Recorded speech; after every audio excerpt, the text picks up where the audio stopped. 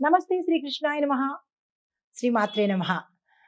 August నెల 1వ తారీఖు 2025 నాటి దిన ఫలితాలు, గ్రహ స్థితులు, వారి యొక్క పరిహారాలు, ప్రభావాలు ఎలా ఉండబోతున్నాయి అనే అంశంలో ముందుగా గ్రహస్థితులు చూసినట్టయితే కనుక చంద్రుడు కన్యా రాశిలో, సూర్యుడు శుక్రుడు కర్కాటక రాశిలోను, శని వక్రగతిలో కుంభరాశిలోను, గురుడు వృషభ రాశిలోను, కుజుడు మిథున రాశిలోను, బుధుడు సింహరాశిలోను, రాహువు మేషంలోను, కేతు తులాలో సంచారం చేస్తారు. తదుపరి రాశి తులారాశి. ఈ రాశి వారికి కేతు మీ రాశిలోనే సంచారం చేస్తూ ఉండడం వల్ల ఆధ్యాత్మిక ఆలోచనలు, దాన ధర్మాల మీద ఆసక్తి కలిగే అవకాశం కనబడుతోంది.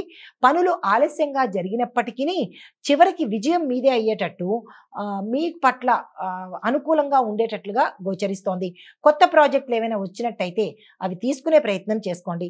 పరిహారంగా దుర్గా అమ్మవారిని పూజించడంతో పాటుగా నీలము లేదా తెలుపు రంగు వస్త్రాన్ని మీకు అందుబాటులో మీకు ఉన్న దాంట్లో నీలం కానీ తెలుపు కానీ వేసుకున్నట్టయితే కనుక మంచి ఫలితాలు పొందే అవకాశం కనబడుతోంది. ఆ దిశగా ప్రయత్నం చేసుకోండి. తదుపరి రాశి వృశ్చిక రాశి. ఈ రాశి వారి యొక్క ఫలితాలు: మిత్రుల నుంచి సరైన సమయానికి మీకు సహాయము, మద్దతు లభించే అవకాశం కనబడుతోంది. ఆర్థికంగా గతంలో కన్నా ఈరోజు చాలా మెరుగ్గా ఉంటుంది. ఇంట్లో శుభకార్యాలకు సంబంధించినటువంటి చర్చలు జరిగే అవకాశం కూడా ఎక్కువగా కనబడుతోంది. వాహనాలు కొనుగోలు చేసే పరిస్థితి కూడా కనబడుతోంది. ఆ దిశగా ప్రయత్నం చేసుకోండి. కుటుంబం అన్యోన్యంగా ఉండబోతోంది. ఎటువంటి ఒడిదుడుకులు కానీ సమస్యలు కానీ కుటుంబంలో కనిపించట్లేదు. ఆరోగ్యపరంగా చాలా చక్కగా ఉంది. ఎటువంటి అనారోగ్య సూచనలు కనిపించట్లేదు.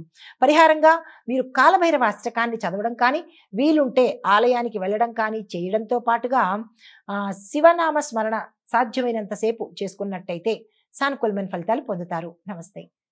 తదుపరి రాశి ధనస్సు రాశి.